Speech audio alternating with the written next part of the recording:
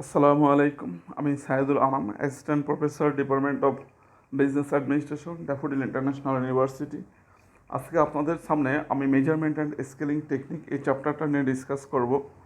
So measurement and scaling techniques এই চ্যাপ্টারের যে বিষয়গুলো আমরা ফোকাস করব সেগুলো হচ্ছে মেজারমেন্ট স্কেল বলতে আমরা কি বুঝি, 4 লেভেল অফ মেজারমেন্ট স্কেল নিয়ে আমরা ডিসকাস করব। আমরা criteria of good measurement scale নিয়ে আমরা ডিসকাস করব। আমরা ডিসকাস করব অ্যাটিটিউড নিয়ে। সো আমরা অ্যাটিটিউডগুলো কীভাবে মেজার করব, টেকনিক অফ অ্যাটিটিউড মেজারমেন্ট। আমরা আরও চেষ্টা করব ডিসকাস করার যে যে ইস্টাবলিশড যে মেজারমেন্ট স্কেলগুলো আছে ফর বিজনেস রিসার্চ সেগুলো আমরা ডিসকাস করব। So what is measurement? So measurement discuss করার আগে আমাকে একটু ব্যাকগ্রাউন্ড ডিসকাস করা উচিত। সেটা হচ্ছে যে মেজারমেন্ট কথা থেকে আমরা কি বুঝি। সো মেজারমেন্ট মানে হচ্ছে বেসিক্যালি পরিমাপক। ঠিক আছে, পরিমাপক মানে হচ্ছে যা দ্বারা আমরা কোনো কিছু পরিমাপ করি। So there are different types of object যাদের ডিফারেন্ট ক্যারেক্টারিস্টিক্সগুলো আমরা ডিফারেন্ট মেজারমেন্ট দ্বারা পরিমাপ করতে পারি। যেমন ধরেন ওয়েট। আপনি যদি একটা গুড, যেমন সাবান, যদি সাবান কেনেন সেক্ষেত্রে সাবানের একটা ক্যারেক্টারিস্টিক্স হচ্ছে ধরেন তার ওয়েট। তাহলে এই ওয়েটটা আমরা মেজার করি কিলোগ্রাম দ্বারা। ঠিক আছে, তারপরে ধরেন একজন ম্যানেজার তার যে হাইট সেটা আমরা পরিমাপ করি মিটার দ্বারা। তাহলে এরকম ডিফারেন্ট মেজারমেন্ট অলরেডি এস্টাবলিশড, যেগুলোকে আমরা বলি এসআই একক বা ইন্টারন্যাশনাল স্ট্যান্ডার্ড একক ইউনিট। সো যেহেতু এই মেজারমেন্টগুলো অলরেডি ওয়েল এস্টাবলিশড, তাহলে কেন আমরা এই চ্যাপ্টার নিয়ে ডিসকাস করতেছি? তাহলে এখানে একটা কোশ্চেন হচ্ছে যে সমস্ত মানে একটা অবজেক্টের সব ক্রাইটেরিয়া মেজার করার জন্য কি সব ধরনের মেজারমেন্ট তৈরি হয়েছে? এই প্রশ্নটা হচ্ছে এই চ্যাপ্টারের ক্ষেত্রে সবচেয়ে ইম্পর্টেন্ট, যে একটা পার্টিকুলার এলিমেন্ট বা অবজেক্টের সমস্ত ক্যারেক্টারিস্টিক্স মেজার করার জন্য সব ধরনের একক বা মেজারমেন্ট নেই। তার মানে there are different types of issues, different types of characteristics of an object যেগুলো এখনও আনমেজার্ড অবস্থায় আছে। তাহলে সেইগুলো কিভাবে মেজার করা যায়, যে সেই আনমেজার্ড ইস্যুস, আনমেজার্ড ক্যারেক্টারিস্টিক্স যেগুলো কিন্তু আমার বিজনেসে, আমার রিসার্চের অনেক প্রবলেমের সাথে ডিরেক্টেড অর ইনডিরেক্টেড, ইনডিরেক্টলি কানেক্টেড। তাহলে সেই আনমেজার্ড ইস্যুগুলোকে কীভাবে মেজার করা যায়, সেই জন্য কীভাবে মেজারমেন্ট তৈরি করা যায়, সেই বিষয়গুলোকেই বেসিক্যালি আমরা এই চ্যাপ্টারে তুলে ধরছি। তাহলে এই চ্যাপ্টারের ক্ষেত্রে আমি আপনাকে আরেকটু ডিসকাস করে যাব। আমি নিজেও একটা মেজারমেন্ট তৈরি করছি, সেই মেজারমেন্টের আলোকেই আমি পুরো চ্যাপ্টারটা শেষ করব। সো সেই মেজারমেন্টটা হচ্ছে গেইল আফ্রিদি মেথড। এই মেজারমেন্ট দ্বারা আমরা কোনো ছেলে মানুষের চেহারা পরিমাপ করি। যেহেতু আমি বাংলাদেশের একটা ছেলের চেহারা পরিমাপ করব, তাহলে আমার কাছে মনে হয় না যে ক্রিস গেইল একজন ক্রিকেটার, আমার পছন্দের একজন ক্রিকেটার। সো তার চেহারা থেকে আমি তাকে সম্মান দিয়েই বলছি যে বাংলাদেশের পার্সপেক্টিভে তার চেহারা থেকে কালো চেহারা বাংলাদেশে কারো নেই। আবার আমার আরেকজন পছন্দের ক্রিকেটার হচ্ছে আফ্রিদি। সো আফ্রিদির থেকে বেটার চেহারার কোনো ছেলে বাংলাদেশে আমার দেখা হয় নাই। দ্যাটস ওয়াই এই দুজনকে দিয়ে আমি আমার এই স্কেলটা তৈরি করছি। সো যদি কোনো মানুষের চেহারা অ্যাপ্রক্সিমেটলি টু ক্রিস গেইল, দেন আপনি সেই ক্ষেত্রে ইনপুট দেবেন 0। আর যদি কারো চেহারা অ্যাপ্রক্সিমেট টু শাহিদ আফ্রিদি হয়, তাহলে সেক্ষেত্রে ইনপুট দেবেন 10। তাহলে এই 0 থেকে 10টাকে যদি আমি ইকুয়াল ইন্টারভেলে ভাগ করি, তাহলে কী কী পাচ্ছি? 0, 1, 2, 3, 4, 5, 8, 9, 10। দেন আপনি এখন যদি যে কোনো একটা ছেলে মানুষের দিকে তাকান, তাহলে তাকে আপনি এখন একটা নিউমারিক্যাল ভ্যালু দিতে পারবেন। তাহলে এরকম যদি একটা পার্টিকুলার মানুষকে যদি আমি কয়েকজন রেসপন্ডেন্টের কাছ থেকে ভ্যালু নেই, তাদের ভ্যালুটাকে অ্যাভারেজ করলে একটা পার্টিকুলার মানুষের চেহারা সম্পর্কে একটা নিউমারিক্যাল ভ্যালু পাওয়া যাবে। তাহলে এই যে গেইল আফ্রিদি একটা মেজারমেন্ট এবং এটা দিয়ে আমরা কি করতেছি, মানুষের চেহারা মাপতেছি। তাহলে এতদিন ধরে ধরেন আপনি কখনোই কিন্তু কোনো মানুষের চেহারার এগেনস্টে, ছেলে মানুষের চেহারার এগেনস্টে কোনো নিউমারিক্যাল ভ্যালু দিতে পারেন নাই, বাট এই মেজারমেন্টের দিয়ে দিতে পারবেন। এখন আপনার কোশ্চেন হতে পারে যে আমরা যেমন কিলোগ্রাম, আমরা যেমন লিটার, মিটার একক দিছি, তৈরি করছি, এই এককটা কি মানে মেজারমেন্ট আছে, সেই মেজারমেন্টের সাথে এই মেজারমেন্টগুলোর পার্থক্য কোথায়? আসলে এই ক্ষেত্রে আমরা বলতে পারি যে মেজারমেন্ট হচ্ছে বেসিক্যালি দুই প্রকার। একটাকে আমরা বলি হাইপোথেটিক্যাল মেজারমেন্ট, যেটা আমরা মেজার করতেছি with respect to others standard, অন্য একটা স্ট্যান্ডার্ডের রেসপেক্টে আমরা এগুলো মেজার করি। এদেরকে আমরা ডিরেক্টলি মেজার করতে পারি না, এদেরকে আমরা বলি hypothetical construct R hypothetical measurement.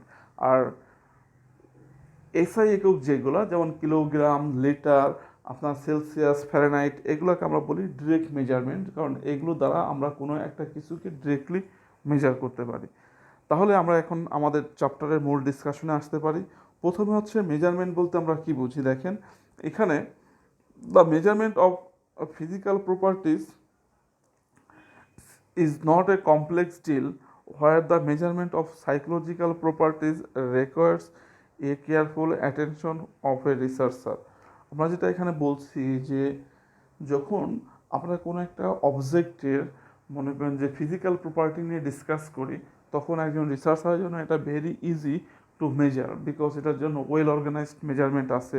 But psychological property যেমন ধরেন কোয়ালিটেটিভ ইনফরমেশন, যেটা আমরা বললাম চেহারা, যেটা হচ্ছে আপনার অনেস্টি, ডিজঅনেস্টি, একটা অর্গানাইজেশনের রেপুটেশন, একটা গুডসের স্মেল, টেস্ট, ফিলিংস, এইগুলো হচ্ছে সাইকোলজিক্যাল প্রপার্টি। সো এই সাইকোলজিক্যাল প্রপার্টি সম্পর্কে কোনো ডিরেক্ট মেজারমেন্ট নাই। সো সেই ক্ষেত্রে রিসার্চারের একটা এডিশনাল কনসেন্ট্রেশন প্রয়োজন হয় to measure, to dismiss this issues. The quality of the research always depends on the fact that what measurement techniques are adopted by the researcher and how they fit in the prevailing research circumstance। তো এই জায়গায় বলতেছি যে যে সমস্ত ক্ষেত্রে, যে সমস্ত রিসার্চে আপনি এই ধরনের ইস্যুজ নিয়ে ডিল করবেন, অ্যাট দ্যাট কেস ওই রিসার্চের কোয়ালিটি বেসিক্যালি ডিপেন্ডস করবে যে আপনি যে মেজারমেন্টটা তৈরি করে অ্যাডাপ্ট করছেন সেটার উপরে, এবং এই মেজারমেন্টটা আপনার ইস্যুগুলোর সাথে, আপনার রিসার্চের সাথে হাউ মাস ফিটেড। সো তাহলে যদি আমরা দেখি যে আসলে মেজারমেন্ট বলতে আমরা কি বুঝি, তাহলে ফার্স্ট এখানে আমরা অনেকগুলো ডেফিনেশন নিয়ে কথা বলবো। তাহলে প্রথম ডেফিনেশনটা যেটা বলতেছে যে measurement is the assignment of number to object or event according to rules. তাহলে মেজারমেন্ট হচ্ছে কিছুই না, কোনো একটা পার্টিকুলার অবজেক্টকে, কোনো একটা পার্টিকুলার এলিমেন্টকে একটা সংখ্যা প্রদান করা একটা রুলসের এগেনস্টে। যেমন ধরেন এই যে একটা মানুষকে আপনি ভ্যালু দিচ্ছেন, আমি বললাম যে আমি কিন্তু হোল লেকচার এই গেইল আফ্রিদি মেথড নিয়ে ডিসকাস করব। তাহলে গেইল আফ্রিদি হচ্ছে একটা মেজারমেন্ট, যে মেজারমেন্টের মাধ্যমে আমরা কী করতে পারছি, একজন ছেলে মানুষকে, একজন মেলকে আমরা একটা ভ্যালু অ্যাসাইন করতে পারছি। সেকেন্ড ডেফিনেশনটা হচ্ছে measurement is the systematic assignment of number to a set of observation to reflect the status of each number of the set of term of the variable property। So এখানে আমরা বলতেছি যে আমরা একটা সেট অফ অবজেক্টকে, একজন না, একটা group of এলিমেন্টকে, group of ইন্ডিভিজুয়ালকে আমরা নাম্বার প্রোভাইড করতে পারবো, যেখানে যারা এই নাম্বারটা পাচ্ছে এই সংখ্যার সাথে তার প্রপার্টির জন্য একটা রিফ্লেকশন হয়। যেমন ধরেন যদি আপনি এখানে আমি আরও ডিসকাশনে নিয়ে আসতে পারি হাসান মাসুদ, আমাদের একজন নাট্যকার, খুব আমার পছন্দের একজন নাট্যকার, তারপর হচ্ছে জাহিদ হাসান। সো আপনি যদি এখানে হাসান মাসুদকে আপনি মেজার করতে চান, যদি আপনি হাসান মাসুদকে 7 দেন, তাহলে আপনাকে এখন চিন্তা করতে হবে যে হাসান মাসুদের চেহারার ভিতরে আসলে কি 7 রিফ্লেক্ট করে। হাসান মাসুদ যদি 7 পায়, তাহলে জাহিদ হাসান কত পায়, তাই না? তাহলে আপনাকে শুধুমাত্র একটা নাম্বার অ্যাসাইন করলে হবে না, নাম্বারটা অ্যাসাইন করার পরে আপনাকে দেখতে হবে যে ওই পার্টিকুলার অবজেক্ট এই নাম্বারটা রিফ্লেক্ট করে কিনা ভিতর থেকে। আমার 3 নম্বর ডেফিনেশনটা কি বলছে দেখেন, যে measurement may be viewed as the procedure in which one assign numerical number or the other symbol or empirical properties according to the rules. So সব ক্ষেত্রেই আমরা যে শুধুমাত্র নিউমারিক্যাল ভ্যালু দিয়ে কোনো কিছু মেজার করব তা না, কোনো কোনো সময় আমরা সিম্বল বা আদার্স কোনো প্রপার্টির মাধ্যমেও কিন্তু আমরা কোনো একটা কিছুকে মেজার করতে পারি। সেক্ষেত্রে আমি কি এক্সাম্পল দিতে পারি? সেক্ষেত্রে সবচেয়ে সহজ এবং প্র্যাকটিক্যাল এক্সাম্পল হচ্ছে যে আমরা ফেসবুকে ছবি আপলোড করি। সো ফেসবুকে ছবি আপলোড করার পরে আপনি কি করেন? ওয়েট করতে থাকেন। সো আপনি ধরেন একটা ছবি আপনার ফেসবুকে পোস্ট করলেন, ওই ছবিতে আপনি 100টা লাইক পাইছেন। আপনি যদি আরেকটা ছবি পোস্ট করেন, সেই ছবিতে যদি আপনি 250টা লাইক পান, তাহলে আপনার পারসেপশনটা কী হবে? আপনি যে ছবিতে 250 লাইক পাইছেন, মনে করবেন যে ওই ছবিটা আপনার হচ্ছে বেটার যে ছবিতে আপনি 100টা লাইক পাইছেন তার থেকে। তার মানে এই যে আপনি থাম সিম্বলটা আপনাকে আপনার বন্ধুরা দিচ্ছে বা এই যে লাইকটা দিচ্ছে, এই লাইকের উপর ডিপেন্ডস করে আপনি এভালুয়েট করতেছেন যে আপনার কোন ছবিটার কোয়ালিটি কতটুকু। তাহলে এটাও কিন্তু একটা মেজারমেন্ট। এই ক্ষেত্রে কিন্তু আমরা মেজার করতেছি থাম দিয়ে বা লাইক সিম্বল দিয়ে। এই ক্ষেত্রে আমরা কিন্তু কোনো নিউমারিক্যাল ভ্যালু প্রোভাইড করতেছি না। আবার আমরা যখন বিভিন্ন ধরনের অ্যাপস ডাউনলোড করি, তখন কিন্তু আমরা একটা জিনিস খেয়াল করি, সেটা হচ্ছে number of star. Number of star হচ্ছে যে এটাও একটা মেজারমেন্ট, এটার মাধ্যমে রিফ্লেক্ট করে যে ওই পার্টিকুলার অ্যাপসটা বা সফটওয়্যারটা how much user friendly. So এভাবেও কিন্তু আমরা কোনো কিছু মেজার করতে পারি। ওকে, এরপর আসেন type of measurement scale. So there are 4 types of measurement scale. একটা হচ্ছে নমিনাল স্কেল, একটা হচ্ছে অর্ডিনাল স্কেল, একটা হচ্ছে ইন্টারভেল স্কেল, একটা হচ্ছে রেশিও স্কেল। তাহলে প্রথমটা আসে আমরা nominal scale. So nominal scale, এই নমিনাল শব্দটা আসছে নাম থেকে। সো নাম থেকে নমিনাল। সো আপনাকে যখন এটা মেজারমেন্ট তৈরি করবেন, তখন দেখতে হবে যে এই মেজারমেন্টটা দিয়ে আপনি অবজেক্টের কি মেজার করতে যাচ্ছেন। সো অবজেক্টের আমরা আসলে 4টা ওয়েতে মেজার করে থাকি, 4টা ক্যারেক্টারিস্টিক্সের এগেনস্টে মেজার করি। সো আপনি যখন মেজারমেন্ট তৈরি করবেন, তার আগে আপনাকে দেখতে হবে যে এটা কি নমিনাল স্কেলে আছে, নাকি অর্ডিনাল, নাকি ইন্টারভেল, নাকি রেশিও। সেইটা ডিফাইন করার পরে তারপরে আপনাকে কিন্তু মেজারমেন্টটা তৈরি করতে হবে। তাহলে যদি আমি নমিনাল স্কেল নিয়ে কথা বলি, তাহলে নমিনাল স্কেল হচ্ছে নাম। এখন নাম শব্দটার সাথে আমরা সবাই পরিচিত, কারণ আমাদের প্রত্যেকেরই একটা নাম আছে। তো এখন যদি আমি বলি যে কেন আমাদেরকে এই নামটা দেওয়া হয়েছে, এই নামটা দেওয়ার মাধ্যমে কিন্তু আমাদেরকে মেজার করা হচ্ছে। কীভাবে কি মেজার করতেছে? আমাদের আইডেন্টিফিকেশন। আমরা ফ্যামিলিতে বা সোসাইটিতে অনেকে আমার মতো মানুষ আছে, বাট আমি যে একটা ইন্ডিভিজুয়াল মানুষ, আমাকে যে আমার যে একটা আইডেন্টিফিকেশন দরকার, এই আইডেন্টিফিকেশনের জন্যই কিন্তু ফ্যামিলি থেকে আমাকে নাম দিছে। তাহলে এটা হচ্ছে নমিনাল স্কেল থেকে। So nominal scale come from name. তার মানে হচ্ছে নমিনাল স্কেলের অবজেক্টিভ হচ্ছে যে কোনো একটা অবজেক্টকে আদার অবজেক্ট থেকে জাস্ট আইডেন্টিফাই করা, আইসোলেট করা, অন্য কোনো কাজ করবে না। তাহলে সেটাকে বলবো আমরা নমিনাল স্কেল। যেমন ধরেন এই যে আমরা প্লেয়ারের পিছনে যে নাম্বারগুলো দেখি, এই নাম্বারের সাথে কোনো প্লেয়ারের কোনো পার্সোনাল ক্যারেক্টারিস্টিক্সের কোনো মিল নাই। তারপরেও কেন তাদের পিছনে নাম্বারগুলো দেওয়া হয়েছে? বিকজ তাদেরকে আইডেন্টিফাই করা হয়েছে। যেমন ধরেন আমার প্রিয় একজন ক্রিকেটার বাংলাদেশি হচ্ছে মাশরাফি বিন মুর্তজা, তার পিছনে একটা নাম্বার আছে 2। এই 2 মানে কি? সে প্রতিদিন 2বার বল করে, অথবা প্রতি ওভারে 2টা করে উইকেট পায়, আর প্রতি ম্যাচে 2টা করে উইকেট পায়, কোনো রিলেশন নাই।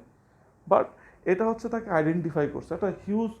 মানে আমরা যখন গ্যালারিতে খেলা দেখি, তখন মাঠে যখন দেখি পিছন থেকে 2 নাম্বার জার্সি, দেন আমরা ইজিলি আইডেন্টিফাই করতে পারি যে এটা হচ্ছে মাশরাফি।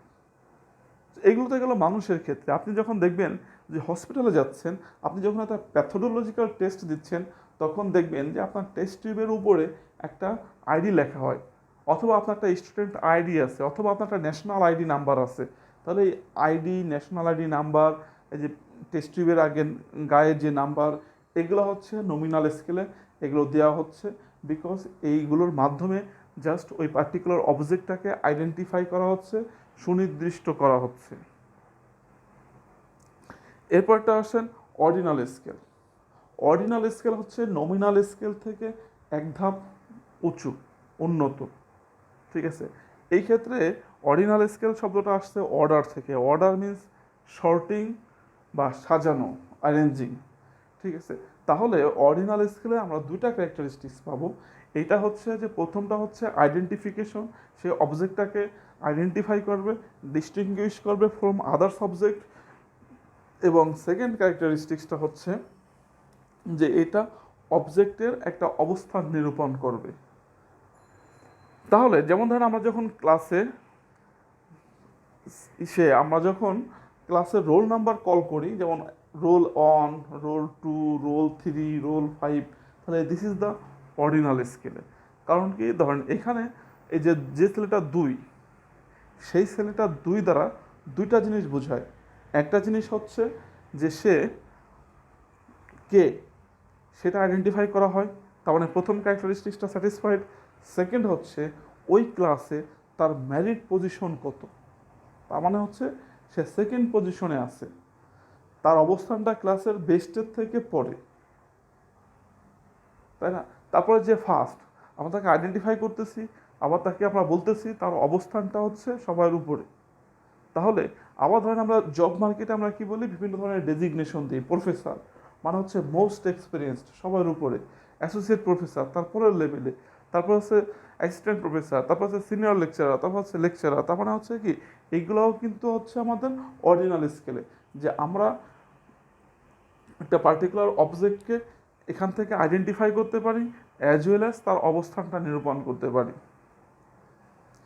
এরপরে আমরা যেটা বলবো সেটা হচ্ছে ইন্টারভেল স্কেল। ইন্টারভেল স্কেল এটা হচ্ছে মনে করেন যে অর্ডিনাল স্কেল থেকে এক ধাপ ইমপ্রুভড, এবং এইটা হচ্ছে প্রথম যেখানে কোনো একটা অবজেক্ট একটা ম্যাগনিটিউড পাবে, but within a certain range. Say absolute বা নিজস্ব কোনো মান পাবে না, একটা সার্টেন রেঞ্জের ভিতরে একটা মান পাবে। ইন্টারভেল মানে হচ্ছে একটা পার্থক্য, যার একটা স্টার্টিং ভ্যালু থাকবে, এন্ডিং ভ্যালু থাকবে। কিছু কিছু অবজেক্ট আছে যাদের ম্যাগনিটিউডগুলো ভেরি র্যাপিডলি তারা চেঞ্জ করতে পারে। যেমন ধরেন শেয়ার মার্কেটে একটা পার্টিকুলার গুডসের প্রাইস, আমরা যারা শেয়ার মার্কেটের সাথে হ্যাবিচুয়েটেড, তারা যদি আমরা দেখি ডিসপ্লের দিকে তাকাই, যখন মার্কেট চলতে থাকে তখন দেখবেন যে প্রতি সেকেন্ডে অর মিনিটে একটা শেয়ারের দাম বাড়তেছে বা চেঞ্জ হচ্ছে। তাহলে আপনি কখনো স্পেসিফিক্যালি বলতে পারবেন না যে মার্কেট চলাকালীন সময় যে একটা শেয়ারের দাম কত। তার মানে এটাকে যদি আপনার প্রকাশ করতে হয় তাহলে অবশ্যই তার লোয়েস্ট ভ্যালু দিতে হবে এবং হাইয়েস্ট ভ্যালু দিতে হবে। তাহলে এটাকে বলে আসলে আমরা ইন্টারভেল মানে গ্যাপ। এইখানে আমাদের প্রথমেই প্রত্যেকটা অবজেক্ট একটা মান পাচ্ছে, বাট এই মানগুলো তার স্পেসিফিক না, ফিক্সড না, একটা সার্টেন রেঞ্জের মধ্যে আপ ডাউন হচ্ছে, ভ্যারি করতেছে। ঠিক আছে, যদি আরেকটা এক্সাম্পল দিই তাহলে টেম্পারেচার, একটা সারাদিনের টেম্পারেচার। সকালবেলা দেখবেন যে এক ধরনের তাপমাত্রা থাকবে, দুপুরে এক ধরনের তাপমাত্রা থাকবে, বিকালে এক ধরনের তাপমাত্রা থাকবে। সো এই সমস্ত ভ্যালুকে আপনি কখনো স্পেসিফিক করতে পারবেন না। এই সমস্ত ক্ষেত্রে আপনাকে এরকম ইন্টারভেল দিয়ে প্রকাশ করতে হবে। সো ইন্টারভেল স্কেলে 3টা ক্যারেক্টারিস্টিক্স: আইডেন্টিফিকেশন, তারপর হচ্ছে অর্ডার বা শর্টিং, তারপরে হচ্ছে থার্ড হচ্ছে যে magnitude within a certain range. তার মানে ধরেন আপনার একটা শেয়ারের দাম হচ্ছে 50 থেকে 52 টাকা, একটা শেয়ারের দাম হচ্ছে 60 থেকে 62 টাকা, একটা শেয়ারের দাম হচ্ছে 30 থেকে 35 টাকা। তাহলে আপনি কিন্তু এই দাম দ্বারা আইডেন্টিফাই করতে পারবেন কোন শেয়ারটা কোনটা। তারপর আপনি এদেরকে শর্টিং করতে পারবেন, কার দাম সবচেয়ে বেশি, কার দাম কম, কার দাম পিছনে, এবং প্রত্যেকেই কিন্তু একটা নিজস্ব মান পাচ্ছে। লাস্টেরটা হচ্ছে রেশিও স্কেল, সবচেয়ে ম্যাচিউরড এবং সবচেয়ে improved scale. Matured scale, ratio scale হচ্ছে কি, এই জায়গা প্রত্যেকটা রেশিও মানে হচ্ছে ভাগ। ঠিক আছে, প্রত্যেকটা অবজেক্ট যদি না তার নিজস্ব একটা মান না থাকে, অ্যাবসলিউট যদি ভ্যালু না থাকে, তাহলে তাকে দ্বারা অন্য আরেকটা ভ্যালু দ্বারা কখনো ভাগ করা যাবে না। যেমন আমরা প্রিভিয়াস যতগুলো স্কেল ডিসকাস করছি তার ভিতরে কোনো স্কেলের একটা এলিমেন্টকে আরেকটা এলিমেন্ট দিয়ে ভাগ করা যাবে না। যেমন ধরেন আমরা আলাপ করলাম মাশরাফির জার্সি নাম্বার 2 নমিনাল স্কেল, আবার ধরেন সাকিব আল হাসানের জার্সি নাম্বার হচ্ছে 75। সো আপনি যদি মাশরাফির এই 2 দিয়ে 75-রে ভাগ করেন তাহলে মেবি ম্যাথমেটিক্যালি একটা ভ্যালু পাবেন, বাট এই ভ্যালুটা আমার এই রিসার্চের ভাষায় কোনো মিনিং ক্যারি করে না। কারণ এই 75-রে 2 দিয়ে ভাগ করলে আপনি 37.5 পাবেন, এই দুইজন লোকের সাথে 37.5-এর কোনো সম্পর্ক নাই। বাট যদি আপনি ধরেন যে হাইট, তাহলে প্রত্যেকটা অবজেক্ট একটা ইন্ডিভিজুয়াল ভ্যালু পাবে বা ওয়েট। ধরেন একজন লোকের ওয়েট 40 কেজি, আরেকজন লোকের ওয়েট 80 কেজি, তাহলে যদি আপনি এই দুইটা সংখ্যা ভাগ করেন তাহলে কিন্তু একটা সংখ্যা পাচ্ছেন, সেটাকে আমরা বলছি 2। এই 2 কিন্তু এই দুইটা অবজেক্টের মধ্যে একটা সম্পর্ক ক্যারি করে। তার মানে হচ্ছে কি, এই একজন লোকের থেকে আরেকজন লোক দ্বিগুণ ভারী ওয়েটেড। তার মানে রেশিও স্কেল হচ্ছে সবচেয়ে ইমপ্রুভড। এই ক্ষেত্রে প্রত্যেকটা অবজেক্ট একটা ইন্ডিভিজুয়াল অ্যাবসলিউট মান পাবে, যা দ্বারা একটা অবজেক্টের সাথে আর একটা অবজেক্টের কম্পেয়ার করা যাবে, ভাগ করা যাবে, একটা রেশিও করা যাবে। দ্যাটস ওয়াই এটাকে আমরা বলি রেশিও স্কেল। রেশিও স্কেল হচ্ছে 4টা ক্যারেক্টারিস্টিক্স।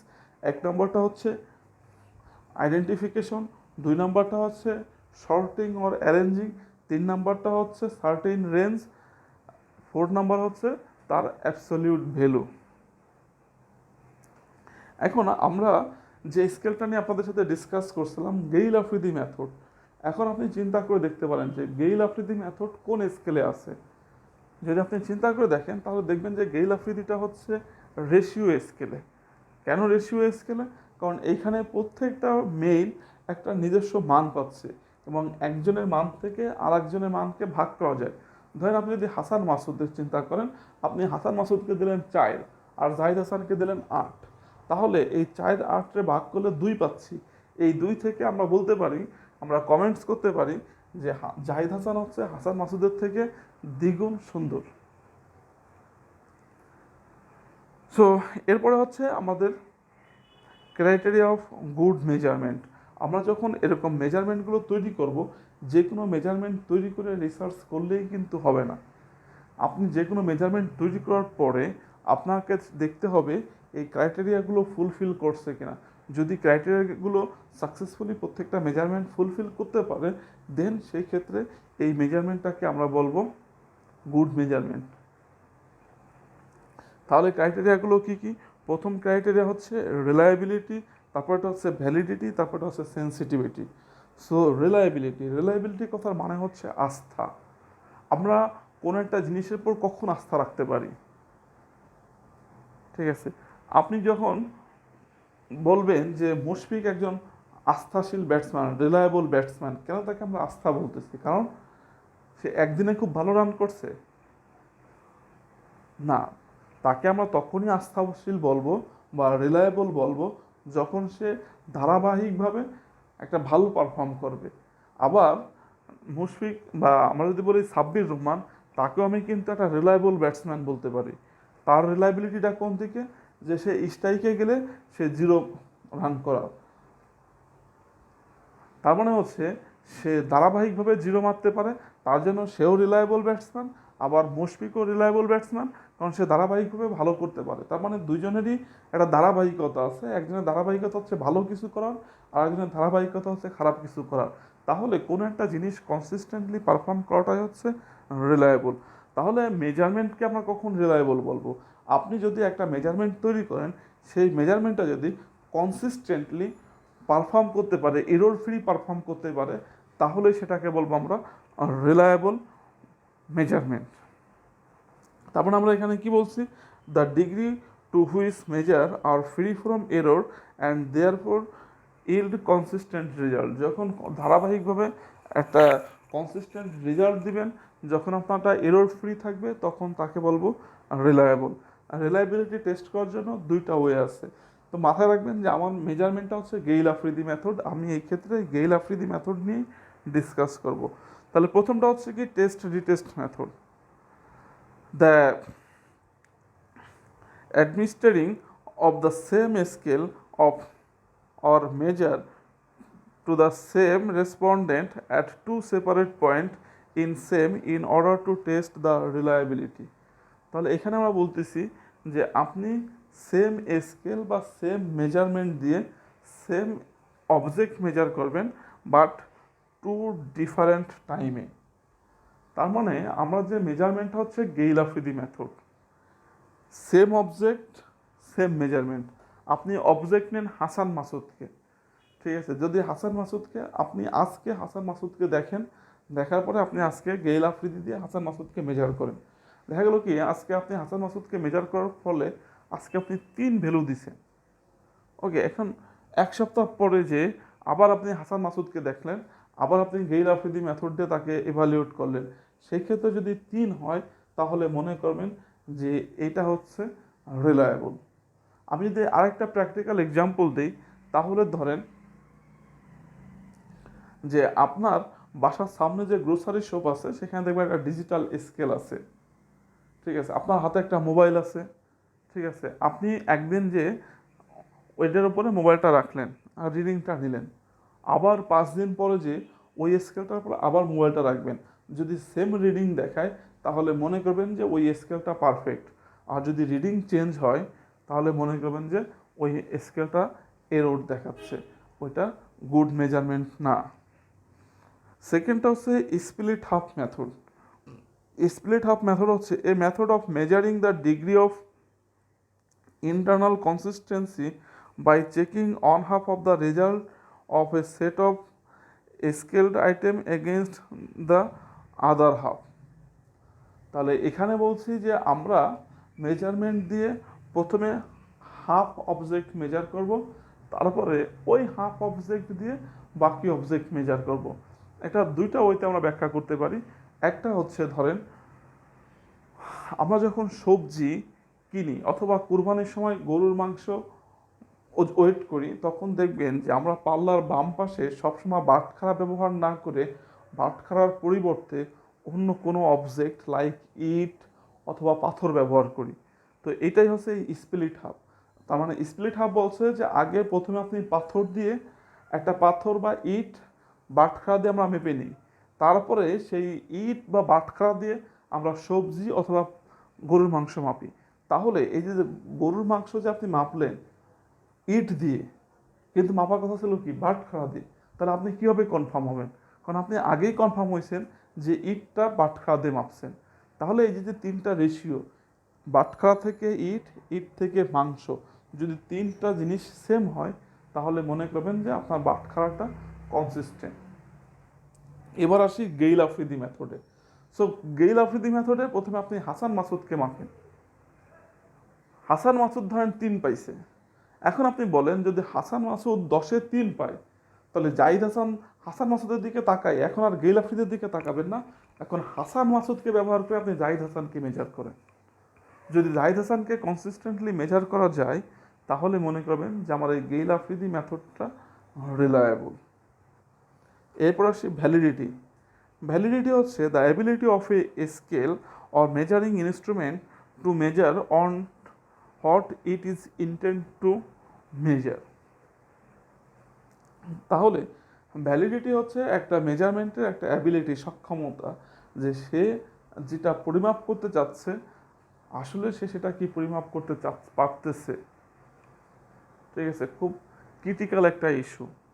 আমরা যা দ্বারা যেটা পরিমাপ করি তা দ্বারা সেটা পরিমাপ করতে আসলে পারি কি না। ঠিক আছে, তো এটা বোঝার জন্য গেইল-আফ্রিদির থেকেও বেটার হবে যদি আমরা অন্য কোনো মেথডে যাই। সেটা হচ্ছে কি, এই ক্ষেত্রে আমি আপনাদের সাথে ডিসকাস করব সিজিপিএ নিয়ে, আপনাদের যে গ্রেডিং।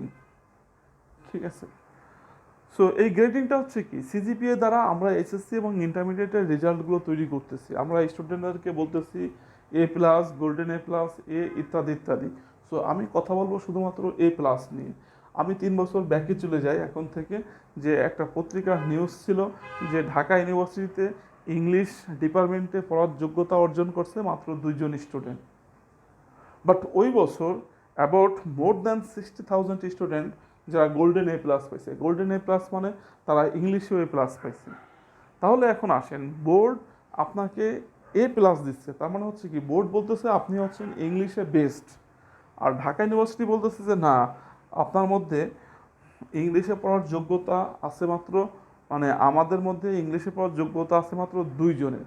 তার মানে 60,000 স্টুডেন্টে যদি ইংলিশে এ প্লাস পায় তার ভিতর থেকে ইংলিশে পড়ার যোগ্যতা অর্জন করছে মাত্র 2 জন। তার মানে বোর্ড বলতেছে 60,000 আউটস্ট্যান্ডিং পারফর্মার ইংলিশে, আর ঢাকা ইউনিভার্সিটি বলছে না, মাত্র 2 জন ইংলিশে পড়ার যোগ্য। তাহলে এখন আপনি কাকে রিলায়েবল মনে করবেন? তার মানে এখানে আমাদের যে সিজিপিএ, সেই সিজিপিএ দিয়ে আমরা যেটা আসলে মেজার করতে চাচ্ছি সেটা কি মেজার করতে পারতেছি? আমরা সিজিপিএ দিয়ে মেজার করতেছি একটা পার্টিকুলার কোর্সের উপরে স্টুডেন্টদের দখলদারিত্ব, স্টুডেন্টদের পারফরমেন্স। সেখানে আমার বোর্ড বলতেছে যে আপনারা হচ্ছেন আউটস্ট্যান্ডিং পারফর্মার, বাট প্র্যাকটিক্যালি তারা কিন্তু আউটস্ট্যান্ডিং পারফর্মার না। আমাদের মধ্যে অনেক গোল্ডেন এ প্লাস আছে, যারা আসলে গোল্ডেন এ প্লাস কি, কাকে বলে, ওই কোর্সের সাথে তাদের কি সম্পর্ক কিছুই জানে না। তারা একটা শর্টকাট টেকনিক ব্যবহার করে সামহাও তারা এ প্লাস পেয়ে গেছে। দ্যাট মিন্স যে আমার যে বোর্ড তাদেরকে এ প্লাস দিচ্ছে সেটা অ্যাকচুয়ালি তারা মেজার করতে পারতেছে না।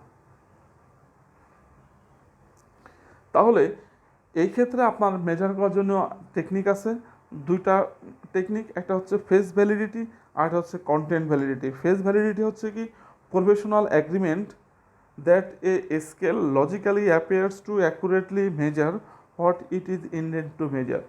এটা হচ্ছে প্রফেশনাল অ্যাগ্রিমেন্টের মাধ্যমে এই মেজারমেন্টটা ফিক্সড করা হবে, যার মাধ্যমে যেটা মেজার করতে চাচ্ছে সেটা পারফেক্টলি মেজার করতে পারতেছে কিনা। তাহলে এই ক্ষেত্রে যদি আমি বলি যে ধরেন TRP, television rating point. Television rating point এটা হচ্ছে টেলিভিশন মালিক সমিতি, সেই মালিকরা বসে একটা প্রফেশনাল অ্যাগ্রিমেন্টের মাধ্যমে আসছে যে তারা একটা মেজারমেন্ট তৈরি করবে এবং সেই মেজারমেন্টের মাধ্যমে তাদের যে বিজ্ঞাপন বা তাদের যে খরচ সেগুলোর হিসাব নিকাশ করা হবে। সো টিআরপিটা হচ্ছে এরকম যে তারা ধরে নেয় যে একটা টেলিভিশনের অ্যাভারেজ দর্শক হচ্ছে, ভিউয়ার হচ্ছে 3 জন, এবং একটা পার্টিকুলার টাইম পিরিয়ডে কতগুলো টিভি চ্যানেলে চ্যানেল আই বা একটা নির্দিষ্ট চ্যানেল চলতেছে, এরা সেন্ট্রালি সেই সিগন্যালটা পায়। তাহলে ধরেন রাত 7টার সময় সবচেয়ে পিক আওয়ার টেলিভিশনে, তখন আপনি একটা বিজ্ঞাপন দিতে যাচ্ছেন। আপনি কোন টেলিভিশনে বিজ্ঞাপন দিবেন? তখন কিন্তু আপনাকে টিআরপিটা দেখতে হবে। তো 7টার সময় ধরেন চ্যানেল আই টিআরপি থাকে 1 কোটি। তার মানে 7টার সময় 3 কোটি দর্শক চ্যানেল আইয়ের সামনে থাকে। সো আপনি যদি 7টার সময় চ্যানেল আই একটা বিজ্ঞাপন দেন, তাহলে আপনি ধরে নিতে পারবেন যে 7টার সময় চ্যানেল আই বিজ্ঞাপন দিলে আপনার প্রোডাক্টটা 3 কোটি দর্শকের কাছে রিচ করতে পারবে। সো আপনি অ্যাজ ইউজুয়াল 7টার সময় একটা বিজ্ঞাপন দিলেন, আপনি বাসায় বসে আছেন, চিন্তা করতেছেন যে ওকে 7টার পরে আমার প্রোডাক্টটা 3 কোটি লোকের কাছে পরিচিত হয়ে গেল। বাট প্র্যাকটিক্যালি কী হয়? যখন 7টার সময় চ্যানেল আয়ে নিউজ পড়তেছে বা নিউজ হচ্ছে, তখন ঠিকই 3 কোটি দর্শক আছে। বাট যখন নিউজ প্রেজেন্টর বলতেছে যে আমরা এখন একটা কমার্শিয়াল ব্রেকে যাই, তখন কতজন দর্শক টেলিভিশনের সামনে বসে থাকে ওই চ্যানেল নিয়ে? একবার কি আমরা চিন্তা করে দেখছি? তাহলে টিআরপি বলে যেটা টেলিভিশন মালিকরা আমাদেরকে বোঝাচ্ছে, আসলে বেসিক্যালি সেটা কি মেইনটেইন হচ্ছে? আবার অনেক জায়গা দেখবেন যে টেলিভিশন চলতেছে কিন্তু দর্শক কি আছে? তাহলে এই টিআরপি একটা প্রফেশনাল অ্যাগ্রিমেন্ট, সেটা যেটা মেজার করতে চাচ্ছে বেসিক্যালি সেটা মেজার করতে পারতেছে না। দ্যাট মিনস কি নাই, এটা ভ্যালিডিটি নাই। সেকেন্ডটা হচ্ছে criterion validity, the ability of some measures two correlate with other measures of the same construct. ঠিক আছে, তো কন্টেন্ট ভ্যালিডিটি হচ্ছে কি যে আপনি যে মেজারমেন্টটা তৈরি করছেন ওই রিলেটেড আরেকটা মেজারমেন্টের সাথে আপনার কম্পেয়ার করে দেখবেন। তাহলে এই ক্ষেত্রে যদি বলি আমি সিজিপিএ সাথে ঢাকা ইউনিভার্সিটির অ্যাডমিশন টেস্ট, যেটা একটু আগে ডিসকাস করলাম, তাহলে সিজিপিএ বলতেছে, সিজিপিএ সিস্টেমে বলতেছেন যে অ্যাবাউট 65,000 স্টুডেন্ট তারা হচ্ছে আউটস্ট্যান্ডিং পারফর্মার ইন ইংলিশ। আর ঢাকা ইউনিভার্সিটি বলতেছে no, only 2 student they are capable to read in English. তার মানে দেখেন এখানে কিন্তু অ্যাকর্ডিং টু কন্টেন্ট ভ্যালিডিটি তাদের কিন্তু ভ্যালিডিটি নাই, তাদের মধ্যে কোনো কোরিলেশন নাই। যদি কোরিলেশন থাকতো তাহলে তারা ভ্যালিড হতো। এরপর আসেন সেন্সিটিভিটি। সেন্সিটিভিটি হচ্ছে a measurement instrument's ability to accurate measure variability is stimuli or responses। তার মানে হচ্ছে, যদি আমি বাংলায় বলি যে সেন্সিটিভিটি হচ্ছে একটা পার্টিকুলার মেজারমেন্ট, তার অবজেক্টের যে জিনিসটা পরিমাপ করবে সেটার ভ্যারিয়েশনগুলো কত সূক্ষ্মভাবে মেজার করতে পারে। ঠিক আছে। সো এক্ষেত্রে যদি আমি আবার গেইল আফ্রিদি মেথডে আসি, ধরেন গেইল আফ্রিদি মেথডে হচ্ছে কি, যে আমরা একটা মেলকে একটা হাইপোথেটিক্যাল ভ্যালু দেই। ঠিক আছে।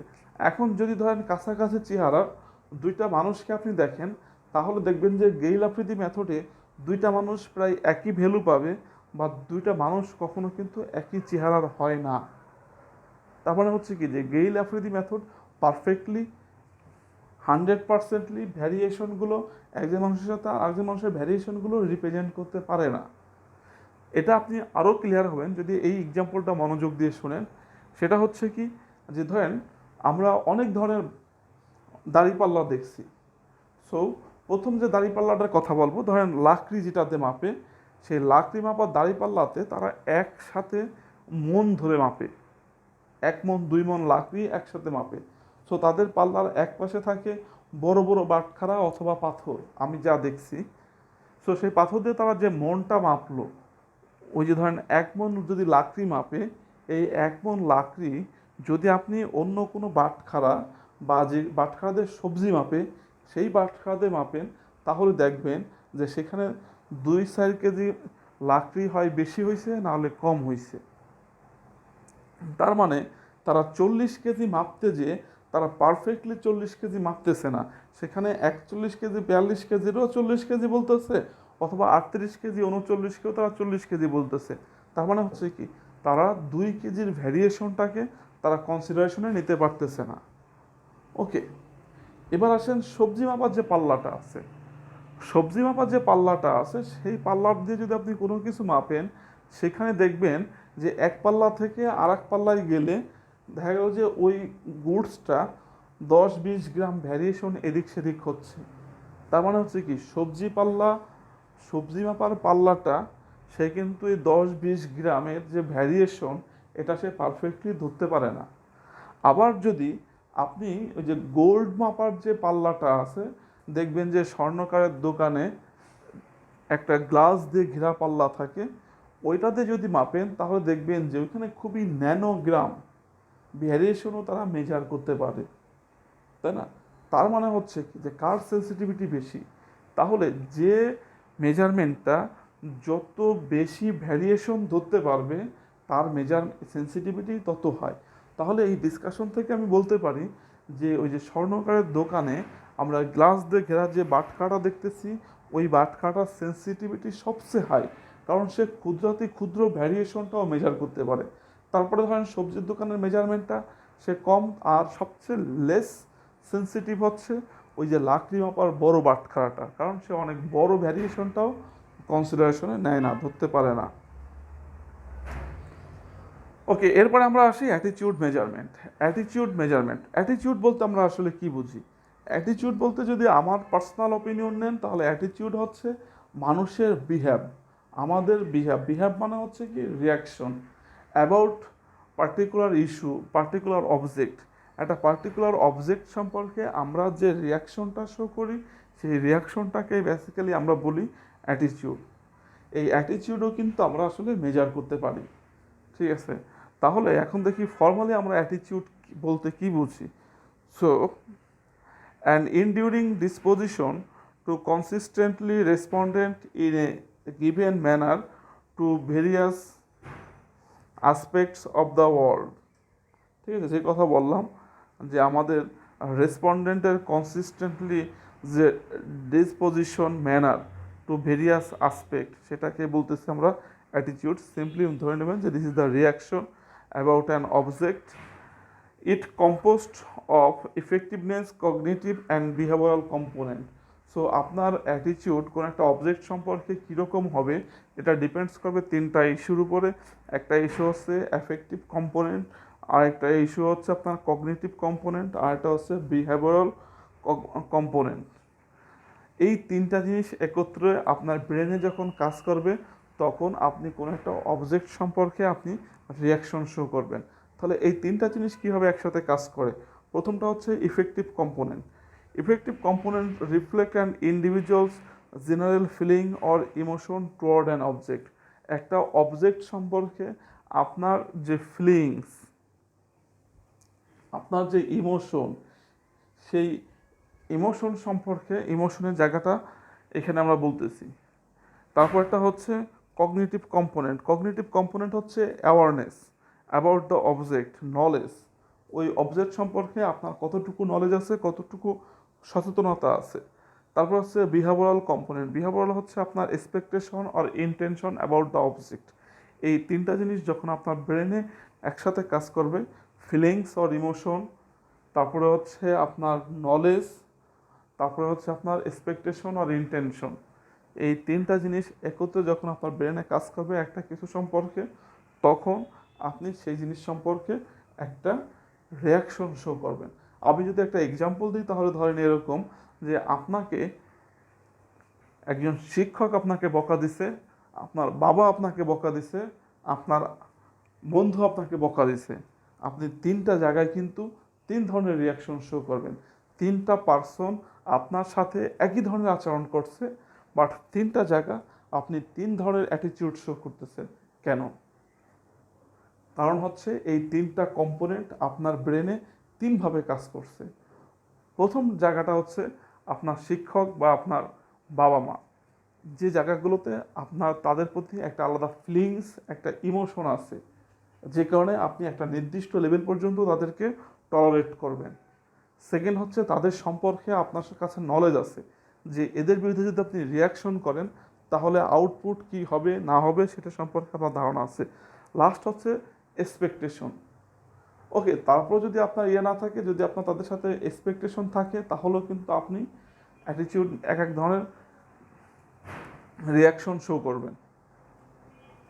সো এখানে একটা এক্সাম্পল দেওয়া আছে, দেখেন, Rahim loves working at square, he believes it's clean, conveniently located and has best wages in the town।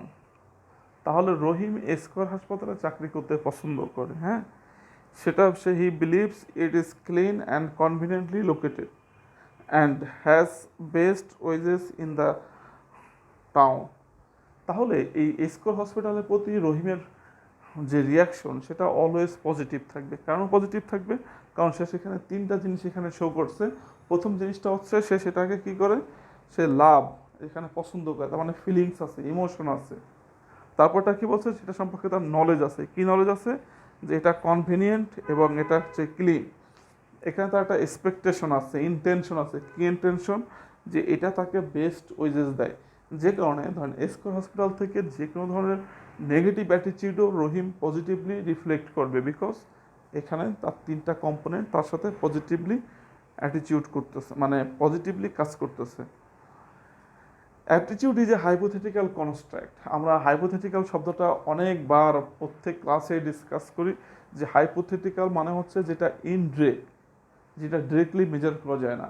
তাহলে হাইপোথেটিক্যাল কনস্ট্রাক্ট হচ্ছে যে অবজেক্টগুলো, যে ভেরিয়েবলগুলো মেজার করার জন্য ডিরেক্ট কোনো মেজারমেন্ট নাই, ইনডিরেক্টলি মেজার করতে হয়, তাদেরকে আমরা বলবো হচ্ছে hypothetical construct.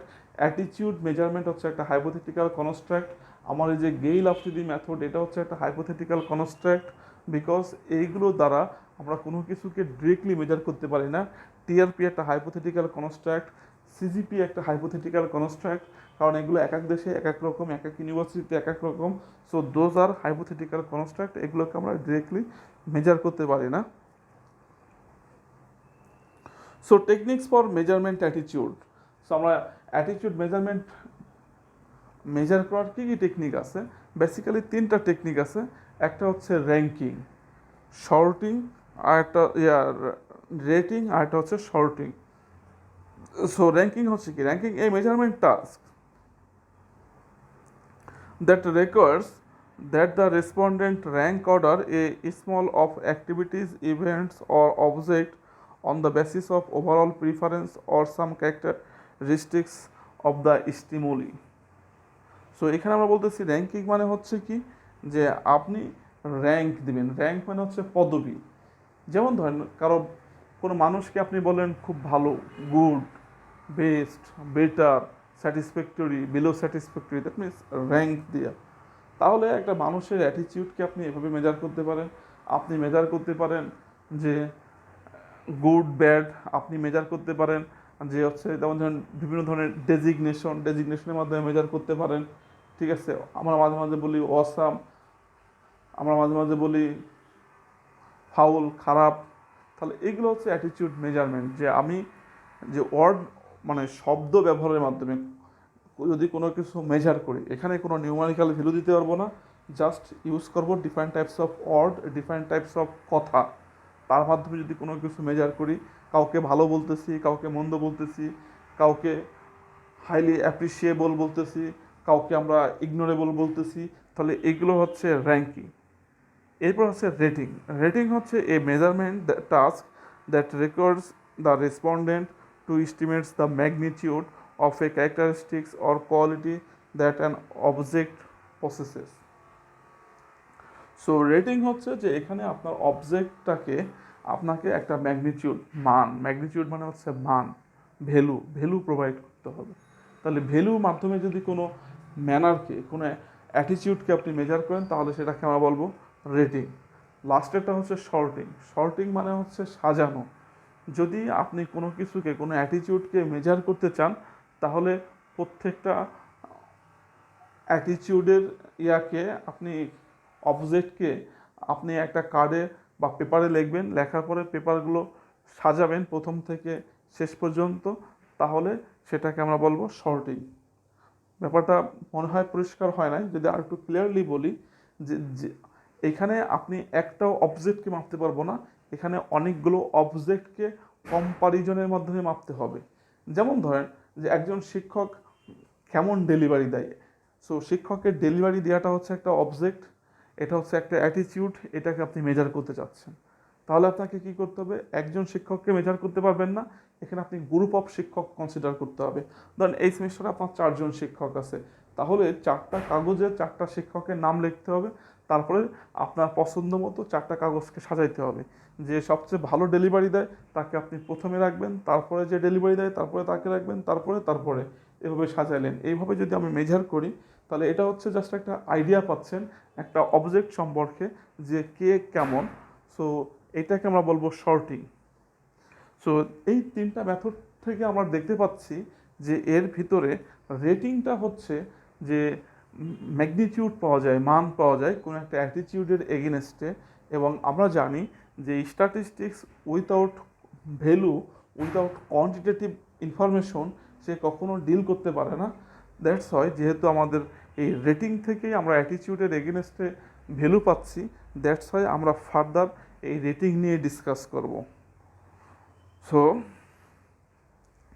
There are some techniques scale using business area. এখন আমরা কিছু ডিসকাস করব রেটিং স্কেল নিয়ে, যে রেটিং স্কেলগুলো বিজনেস এরিয়াতে সবচেয়ে বেশি ব্যবহার হয়। তার মধ্যে সবচেয়ে বেশি ব্যবহার করা হয় যে স্কেলটা, সেটাকে আমরা বলি লাইকার্ট স্কেল। আমরা এখানে শর্টলি দেখা যাবো যে লাইকার্ট স্কেল হচ্ছে কি প্রত্যেকটা স্কেল সম্পর্কে। সো লাইকার্ট স্কেল বেসিক্যালি হচ্ছে যে কোনো একটা অবজেক্টের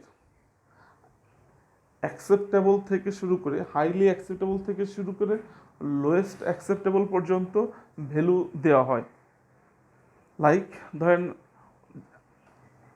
একটা গুডস, তার স্মেল আপনি কিভাবে অ্যাকসেপ্ট করবেন, এটা হচ্ছে হাইলি থেকে একদম লো। যেমন ধরেন 1 নম্বরে আমরা বলি strongly agree, agree, neutral, disagree, strongly disagree. So এখন যদি স্মেলটা আপনার কাছে খুবই পছন্দের হয়, তাহলে আপনি স্ট্রংলি অ্যাগ্রি দিবেন। যদি মোটামুটি পছন্দের হয় অ্যাগ্রি দিবেন। যদি এই সম্পর্কে আপনার কোনো ধারণা না থাকে নিউট্রাল দিবেন। যদি অপছন্দ হয় ডিসঅ্যাগ্রি দিবেন। যদি একদমই অপছন্দ হয় স্ট্রংলি ডিসঅ্যাগ্রি দিবেন। তাহলে এই যে রেসপন্ডেন্টের কাছ থেকে ওই পার্টিকুলার অ্যাটিটিউড সম্পর্কে মনে করেন ভ্যালুগুলো পিক করে তারপরে অ্যাভারেজ করা হবে। সেই অ্যাভারেজ ভ্যালু, এই যে নিউট্রাল মানে হচ্ছে 3, আপনি যেভাবেই ধরেন নিউট্রাল মানে 3 মাঝখানে থাকবে। যদি 3-এর থেকে নিচেই থাকে তাহলে আমি যেহেতু 1-রে পজিটিভ ধরছি, সো 3-এর নিচেই থাকলে হচ্ছে স্মেলটা ভালো, যদি 3-এর উপরে থাকে তাহলে স্মেলটা খারাপ।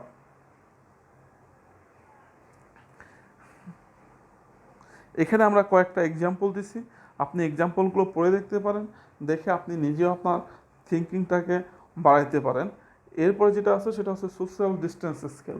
সোশ্যাল ডিস্টেন্স স্কেল বেসিক্যালি হচ্ছে কোনো একটা পার্টিকুলার অ্যাটিটিউড, কোনো একটা পার্টিকুলার ম্যানার সোসাইটিতে হাউ মাস অ্যাকসেপ্ট, এটা মেজার করার জন্য আমরা সোশ্যাল ডিস্টেন্স স্কেল ব্যবহার করি। যেমন ধরেন এখানে আমি একটা এক্সাম্পল ডিসকাস করছি থার্ড জেন্ডার নিয়ে, কারণ থার্ড জেন্ডার নিয়ে আমাদের ভিতরে একটা কন্ট্রাডিক্টরি থিঙ্কিং আছে, একটা কথাবার্তা আমরা মাঝে মাঝে রাস্তাঘাটে তাদেরকে বলি, কেউ পজিটিভলি বলি, কেউ নেগেটিভলি বলি।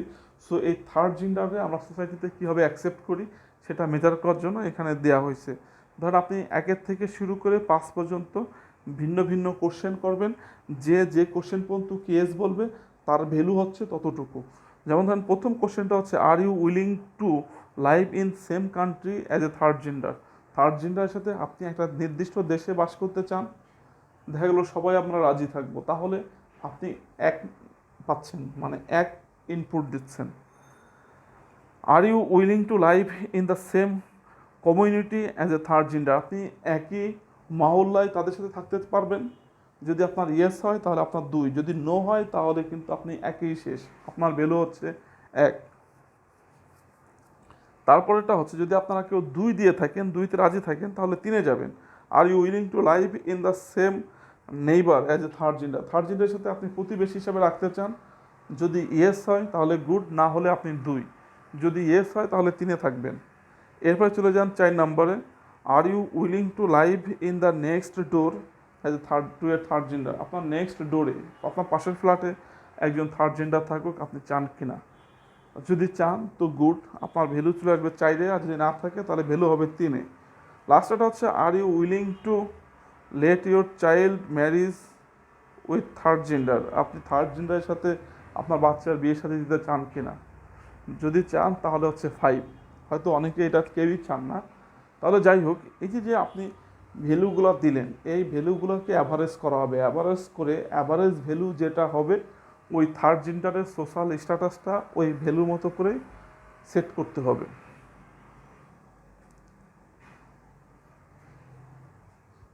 এরপর আসেন Thurstone equal appearing interval scale. Thurstone was one of the first and most productive scaling theories. He actually invented 3 different methods for developed a unidimensional scale: the method of equal appearing scale, the method of successive interval scale, the method of paired comparison. So মানে Thurstone equal interval স্কেলটা হচ্ছে খুবই interesting এবং আমাদের business রিসার্চের ক্ষেত্রে খুবই effective এবং productive. So ইনি বেসিক্যালি 3টা ধাপে দিছে। সো আমাদের এই 3টার ভিতরে প্রথমটা হচ্ছে আমরা বিজনেসে ডিসকাস করি, সেটা হচ্ছে method of equal appearing interval. So method of equal appearing interval, তার ডেফিনেশন যেটা বলছে যে আপনি সবচেয়ে গুডস সিচুয়েশনটাকে একটা হাইয়েস্ট ভ্যালু দেবেন, আর সবচেয়ে ওয়ার্স্ট সিচুয়েশনটাকে একটা ভ্যালু দিবেন। তারপরে মাঝখানের এই আপার এবং লোয়ার ভ্যালুর মাঝখানটাকে আপনি ইকুয়ালি ভাগ করবেন। এই জন্য এটাকে বলা হয় ইকুয়াল ইন্টারভেল স্কেল। ঠিক আছে?